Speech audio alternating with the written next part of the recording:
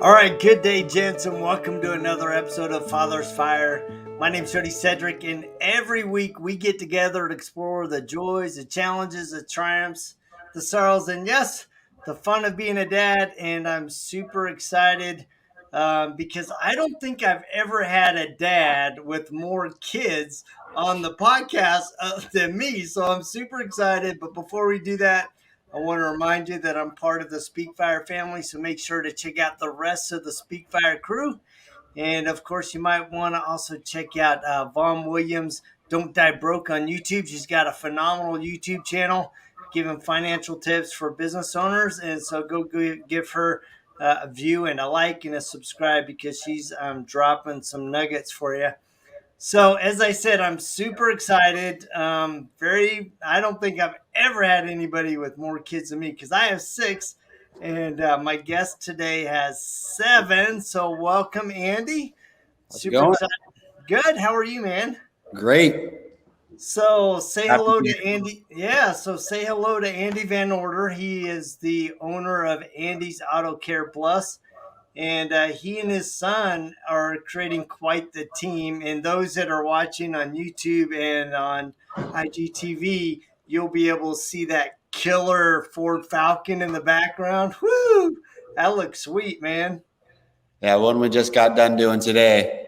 That's good. So let's talk about being the dad of seven because a lot of dads, unless there's a lot of baby mamas. So is it just one mom, you and the wife, or?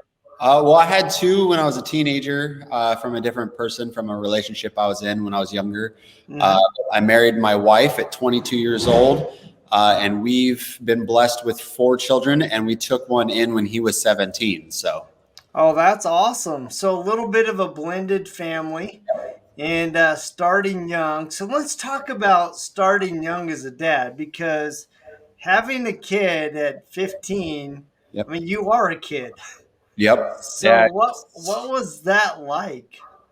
Man, it was, I'll tell you what, there's so much to it, but if I had to relate one kind of thing to it, honestly, is it completely snapped me out of the life I was living at that time. I was not going down a very good path at that age.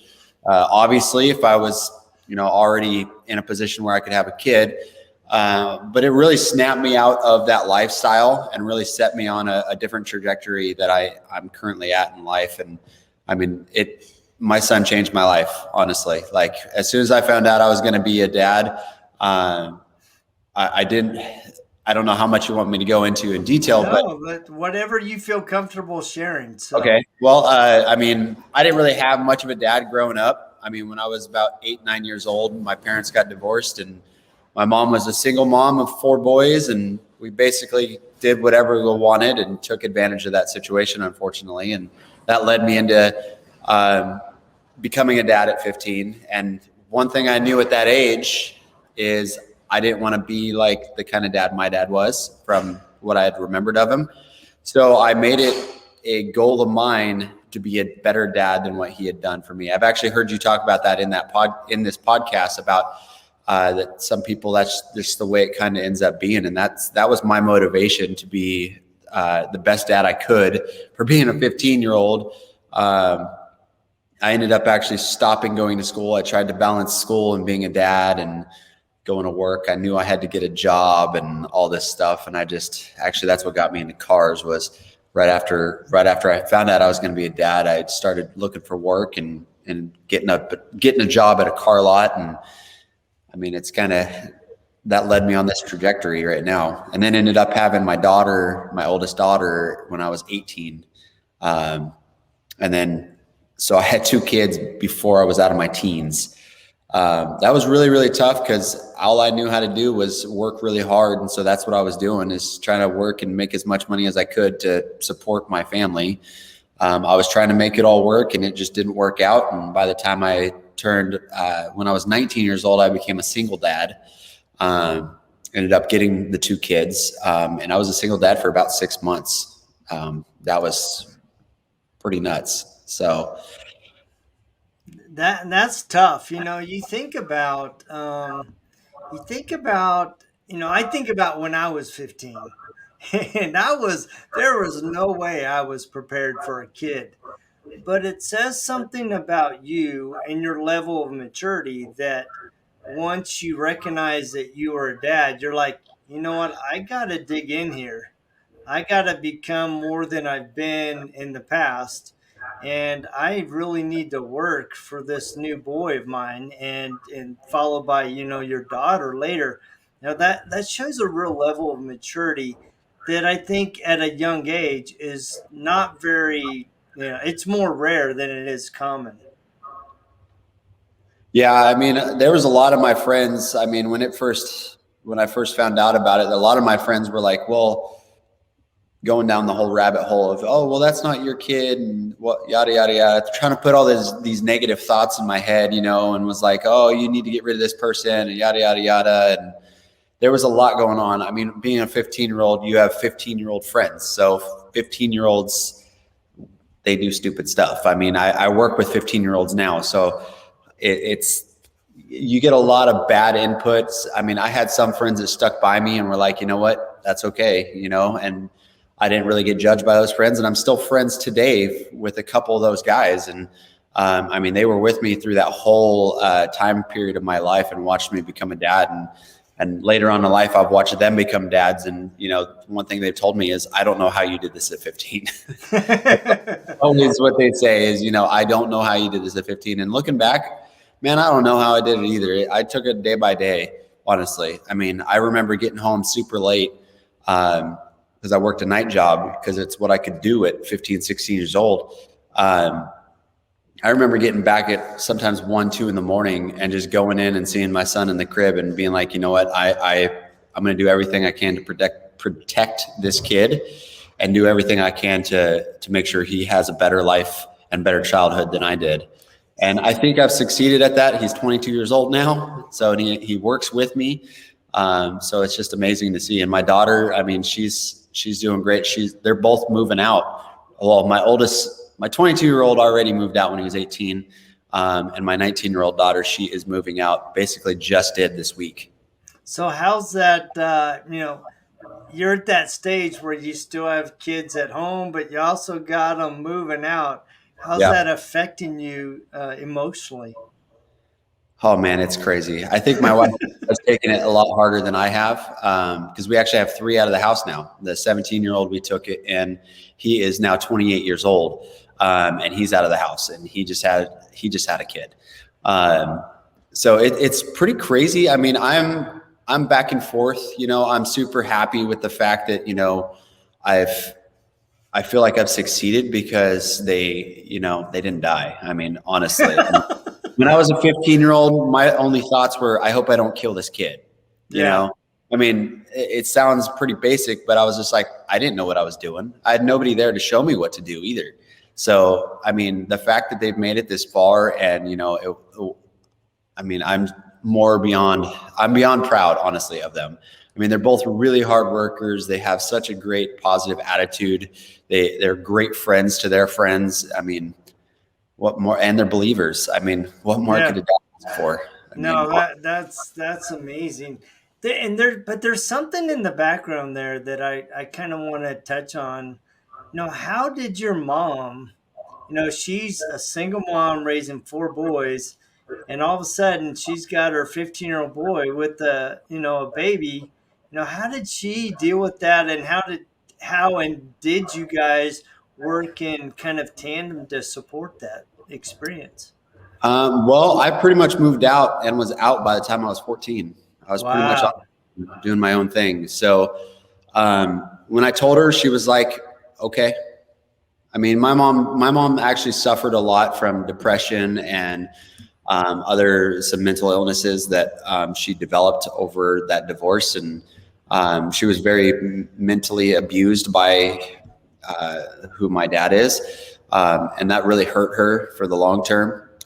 We've built our relationship a lot better nowadays. But at that time, it was really like we ended up in what's called HUD housing at that time when I had that child. Yep. So it was like free housing that you could get when you had kids and no income really. Yeah. So that's how we got by, man. I was on food stamps, government assistance, anything government. that's what we were on. Like, that's the way I grew up with my mom. My mom was on everything we could, and that's how we ate. Excuse me. And then, I mean, I just kind of went right in those footsteps of doing that stuff. And I mean, that was one of my goals in life, was to not be on that stuff. And that's what's given me a lot of my drive. Is to just not have to go back to that. It's a really good resource when you need it. It took me a long time to learn that, because I was just like, oh, no, I don't want to do that. I want to be on my own. I want to do this all by myself. And I had this very strange drive that I don't even know where it came from. My brothers didn't have it. I mean, my mom, I mean, when it comes down to all that stuff, she tried when she could, but it was pretty much me working, and my kids' mom at the time. Like, she stayed home with them, and her mom helped a little bit too, but mostly it was pretty much, that was it. Dude, that's an amazing story. I mean, to think about a 15-year-old, young man, all of a sudden he's surprised, hey, you got a kid, and to man up and just own that experience, as hard as it had to have been. I mean, that's a miracle in itself. And Yeah. it's a real tribute to who you are and a tribute to your faith of digging in. So let's talk about, moving into your wife now. I mean, you guys starting to build a relationship. And so how has that been as you two have blended your families, learned how to co-parent together, and of course have your kids together? Well, how's that experience been for you two? Man, I'll tell you what, if I take it back just a step to when I was that single dad, I was at the point in my life where I was like, I'm never doing this again. I'm never getting married. I'm done with this. This is crazy. Like, all I see is negativity when it comes to marriage and stuff like that. And because that's kind of what I saw. I had one couple in my life, which was my aunt and uncle, and they were the only marriage example for me back then. So I owe a lot of it to them, because I just watched their marriage. And then I was like, I finally got to the point where I was like, hey, I kind of want that. And then when I met my wife, she was kind of in the same situation. She didn't want to be married or anything. And she was only 19 years old. And then when we started dating, we made a decision that we were going to give it all, to each other and to these two kids. And she immediately accepted them as her own. And she gave up a lot as a 19-year-old growing up like that. And then all of a sudden she's got two kids. Like, it was just absolutely amazing and incredible what she did and she gave up at that time. Because I was used to it for already 4 years of my life. I kind of was there. And then she just jumped right in. And after we got married, we were like, hey, let's wait a little bit to have another kid, just get everything settled in. And about a year later, we ended up having our daughter, Michaela. And it's just been crazy to watch her blossom as a mom now. She works extremely hard. She does the online school with the four younger kids, and the three, and we have a 1-year-old. So, but she's an amazing mom to those kids. And she was a mom when she didn't have to be a mom. And that there's very few words that I can use to actually describe how I feel about that, to be honest. But it's been an incredible journey. And we were actually talking about that over lunch, that we already hit 15 years of marriage. And that's how long my parents were married when they got divorced. And that was always a goal of mine. When I got married, I was just like, I know this is the long haul. And as soon as I hit that 15-year mark, it's just like, there's no looking back. So it's been a really fun journey, and we look forward to just the next chapter in our life. So what has been, going from there's no way I'm going to get married to meeting this lovely young lady, and you guys really just digging into each other, digging into the family. What are some things that you think are really critical? Because there's a lot of dads that are coming out of being single dads, or they're single dads and their hearts are broken right now and they're frustrated. They're like, there's no way I'm ever going to get into a relationship. But it seems like inevitably down the road, once you get past the pain and the anger and the sorrow, and all that stuff. Now, God put somebody in your life that says, you know what, I'm going to show you that it can be a beautiful relationship. So, what do you think has been really critical to your and your wife's success in building, a 15-year relationship with 7 kids? For us, it's been the center of our marriage has always been God. That was one of the first things, like when we were going through marriage counseling, that's when she gave her life to Christ. I gave my life to Christ shortly after getting married. And we just made a vow, like at a beginning of our lives together, that we were going to put God first and at the center of our marriage. And we were going to build a foundation on what God has designed for us. And we've really tried that. I mean, obviously we fail at a lot of those things, but we really, really are always trying to put God first in our life. And not just like going to church every Sunday or something like that, but we're always just trying to keep him at the center and use that as a foundation, honestly. That, and I mean, communication, we're still not very good at communicating, but that's something that we're always trying to build on, and we know it. We know where our flaws are. We know that we're both headed down the same direction, and those things come from communication. I mean, that's one big thing, and you gotta both be on the same page.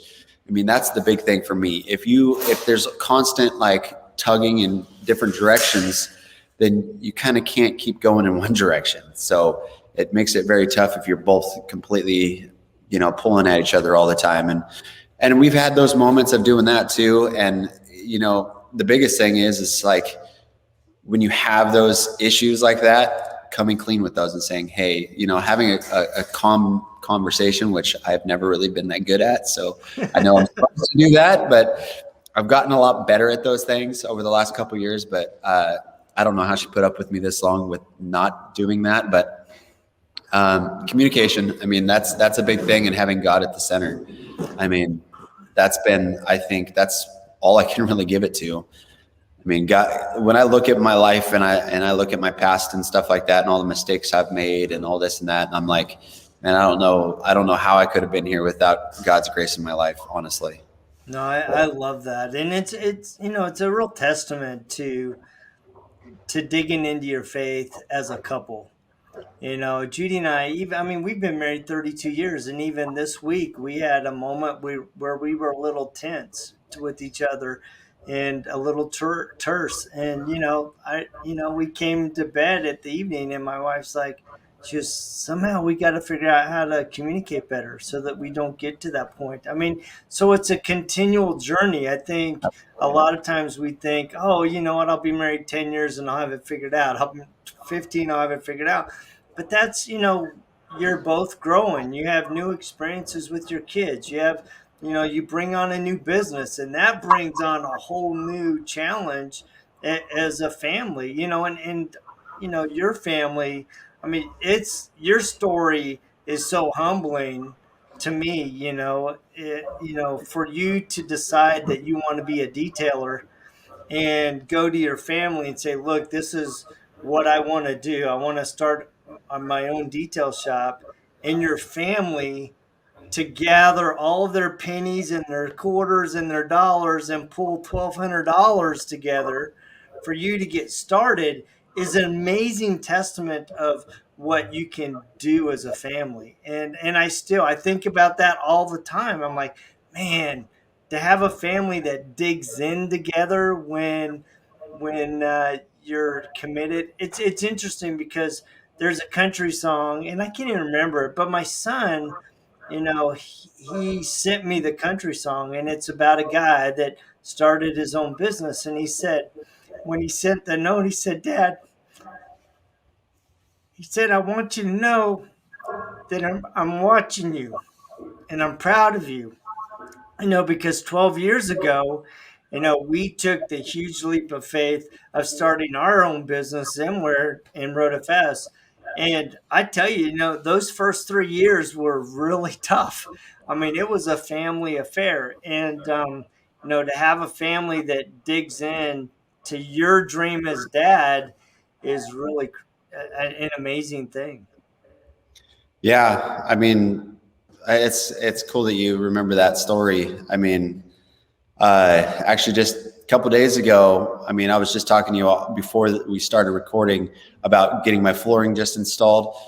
Well, all my kids were out here helping me, other than my oldest son who now lives farther away, but I know he would have been here helping me too. So we were all out here laying tiles down. Even our 1-year-old was out here crawling around while we we're installing flooring. And, this is, I mean, it was really cool to me. It's hard to explain because I just kind of sat back for a second as they're running around and my daughter's doing flips and stuff on the new floor. And they were all just excited with me, which was it was pretty cool to just kind of see that. Yeah, that's super cool. I want to go back to, tapping into your faith a bit. Because, when I was listening to you, I was thinking about my experience with my wife.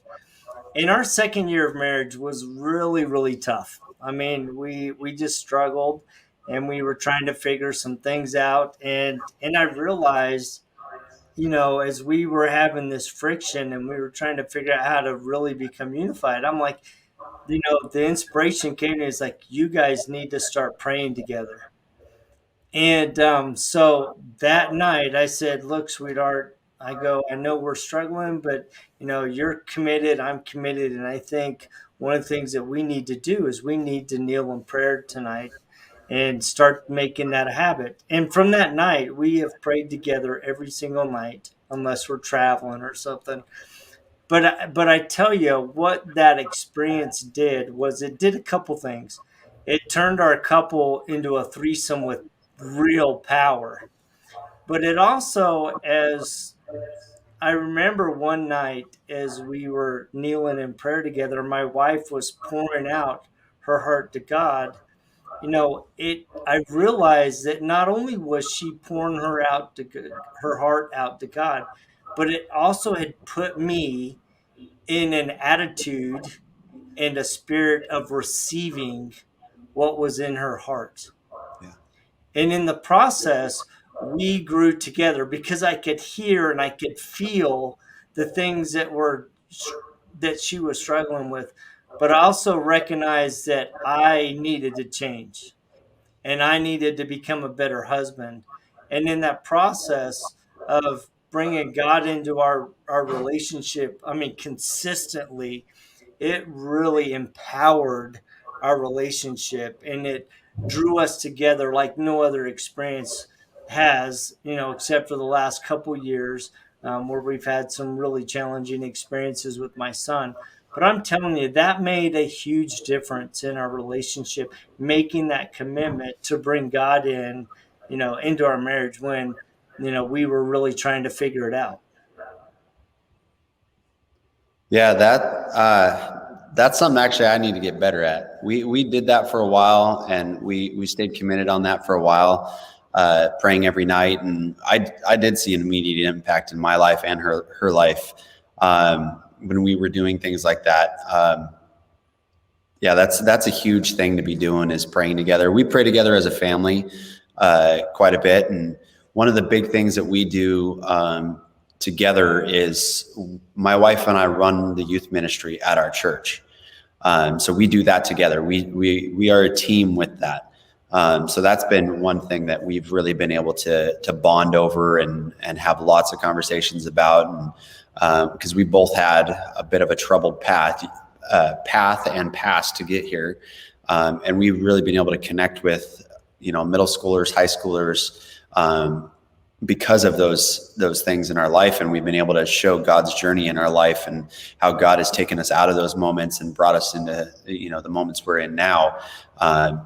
So I think God's been able to use all those different situations that we've dealt with in order to build up others, for one, but also to have a way where we can both connect, because since we both had those troubled pasts, we both know what it's like.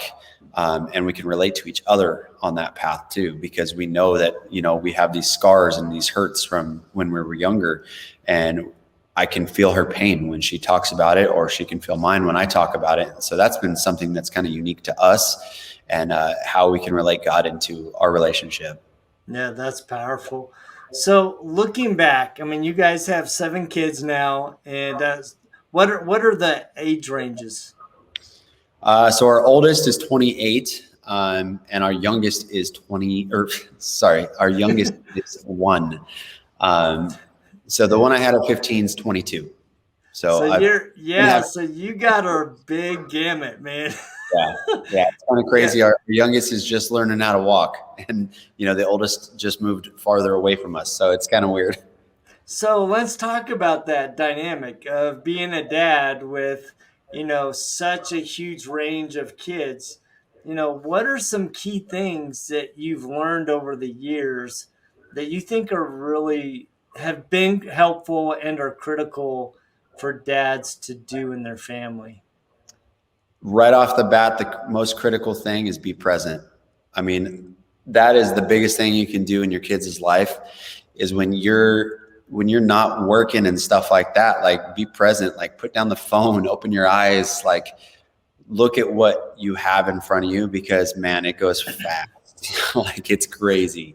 I hear that. I used to hear that all the time. Like when my two were younger, they're like, "Oh, enjoy these moments." I'm like, "I can't. I'm ripping my hair out." That's what I used to think back then, but now it's like I've like even changing a dirty diaper, man. It's just like you gotta enjoy those moments because you know what? They're gone so fast. Like this is our last child, so it's just like it's just a different thing, man. I just soak up all those little tiny moments when she like the few times that she like will lay on my chest and just cuddle up with me or something like that. That's just it melts my heart, those moments, and all my daughters, man. I mean all the way to my 19-year-old. I wasn't a very touchy-feely kind of dad when I was younger. I mean, I was just kind of like, oh, I barely even gave my kids hugs when the other two, and I feel terrible about that. So when I had my daughter, who's now 13, like I switched everything. Like I was just like, you know what, I need to be more of a loving dad. I need to show that love. I was a loving dad when I was younger, but I just didn't show that love. And showing that love is huge. Like I walk up to my kids, I give them hugs when they were really young, and now like even my 13-year-old, she's not embarrassed to walk up and give me a hug in front of all her gymnastics friends, and I just think that's amazing because I didn't think that's the way it would be with a teenage daughter. So, I mean, and all that span of them, it's just being present and soaking up those times with them. I really try really hard to at least once a month or every other month take each kid out separately. And my wife does this too. Cool. We'll take them out separately and just kind of find out what's going on in their life. We're not very consistent about that, but we really strive to do that we have a crazy lifestyle that we're always super busy, but we really, really try to do that. And I feel like that's a little bit unique to us too. I don't see that happen a lot. I mean, when there was father-daughter dances, I was just like, I'm going. I'm not going to dance because I hate dancing, but you know what? My mom get me to. But those are moments like anytime you can pull your kid aside and spend one-on-one time with one of your kids, especially when you have multiple kids, it goes leaps and bounds with that relationship. And they're going to be a lot more open to talk to you about things. And that's one thing I've really, really learned is be open with them, be present, and show them love. I mean, those are the big things. Those three are huge. I mean, they really are huge. Um, I've thought a lot about just being engaged with your kids as much as you can on an individual basis as well as a family basis, right? Yeah. Because we did the same thing. When we adopted our two kids, we recognized that we had brought such a different dynamic into our home that we needed to have monthly dates with our kids. So Judy and I would take one, and then I'd take the other one, and having that one-on-one time. Sometimes we were Panda Express. Sometimes the kids just wanted to go for a walk along the river, or they wanted to go see a movie. But inevitably, we would have just this beautiful conversation that really enabled us to connect and for me to hear what was on their heart. Yeah. Because if you don't make time for those moments, your kids, you know, if you make time for the moments when they need to talk to you, they will come talk to you. And Yeah. so I love that you did that because we found the same experience. I mean, doing that was absolutely critical. Well, I'm really appreciative of those of your time today. I have mad respect for you and your family. To dig in the way you have, and I appreciate that you've been so open and candid with your experience because I think a lot of us dads, I think a lot of times we think that we're alone, that we're just trying to figure it out. And you know what? All of us dads are having similar experiences. It's just with different personalities. So, well, Yeah, thank I you had so much. a lot Go of ahead. times when I was younger that I felt totally alone, man.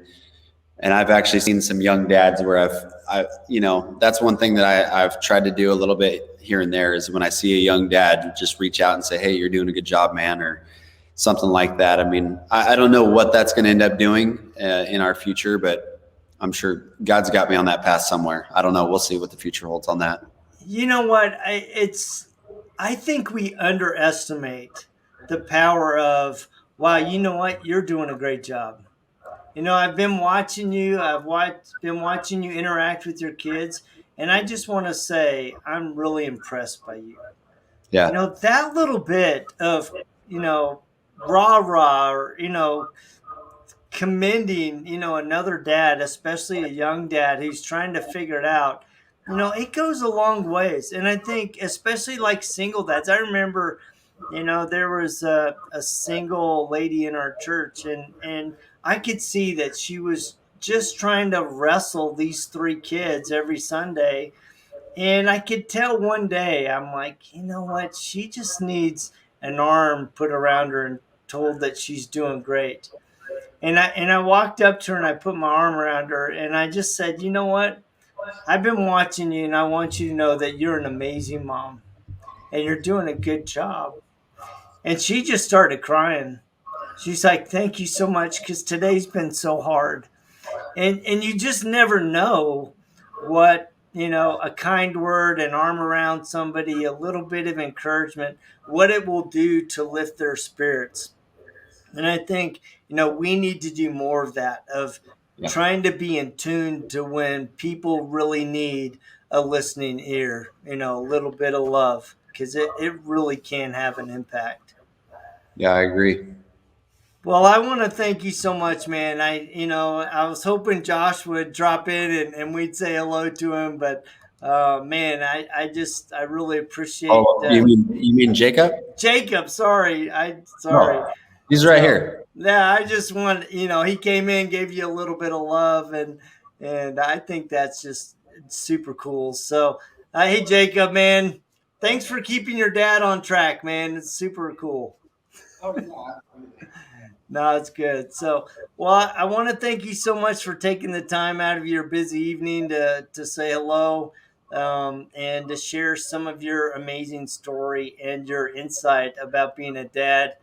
Guys, thank you so much for taking the time to listen every week with me. I mean, because really the purpose of this podcast is to ignite the fire within all of us to become better fathers, better husbands, and better men. And I'm super excited. If you've seen on Facebook, I actually released my first book. So make sure to go check that out at jodycedric.com. What I've done is I've taken 15 experiences of me being in, on, or under the water and tried to apply those to learning how to dance with the currents of life, because sometimes those currents can squash your spirit and all you feel like is you're drowning and fighting against them. So go check it out. And thank you guys. So if you want to check out Andy, it's Andy's Auto Care Plus. He's on Facebook. You can see his examples of his work, plus his son working with him. And I just appreciate you taking the time, Andy. Yeah, we're on Facebook, Instagram, YouTube, all those things. And hey, by the way, your book, is it on audio yet? Not yet. Somebody asked me about that. I'm Yeah. like, all right, I'm gonna have to do it. And Yeah, I you think, got to read that book, so I'll listen to it. yeah, I think I'm gonna do it because I want to be able to capture in my voice how I was feeling in those experiences. So that's gonna become one of my to-do lists. So yeah. Yes. Yes. I'll be waiting for it. Cool, man. Well, thank you so much. thanks again for being on the show. And you guys that are tapping in, thank you guys for listening. Please remember to like, share, and I can't even speak. Subscribe, and we will check you same time, same bat channel, just next week. See ya.